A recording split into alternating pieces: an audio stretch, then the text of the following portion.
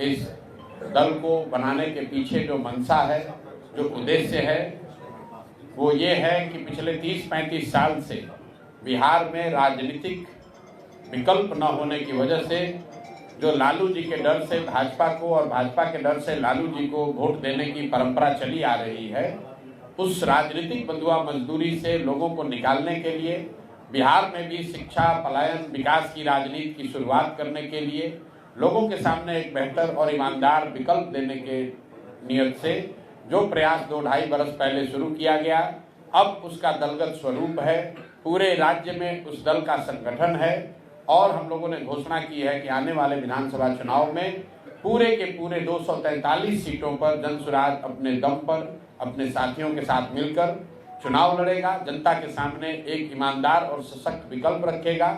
ताकि लोग मजबूरी में जानते समझते हुए भी गलत व्यक्ति को वोट देने की जो उनकी परंपरा रही है उससे बाहर निकल सकें और बिहार में भी शिक्षा और रोजगार की बात हो, एक नया राजनीति की शुरुआत हो। इस नियत से इस चीज को शुरू किया गया है। वक्फ को लेकर 2 बातें हम लोगों ने कही। पहला तो जनसुराज बिल्कुल इसके खिलाफ है।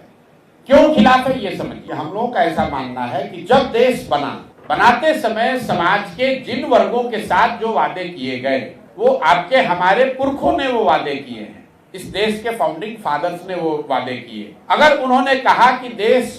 सेकुलर रहेगा तो आपके हमारी ये जिम्मेवारी है कि उन वादों के प्रति हम ईमानदार रहें, वादा खिलाफी न करें। अगर संविधान में जो बात कही गई है उसमें कोई परिवर्तन आप लाना चाहते हैं तो जिस वर्ग को वो परिवर्तन प्रभावित करेगा उस वर्ग को जब तक आप कॉन्फिडेंस में नहीं लेंगे तब तक वो मान्य नहीं होगा। आप मुसलमानों की बात छोड़िए,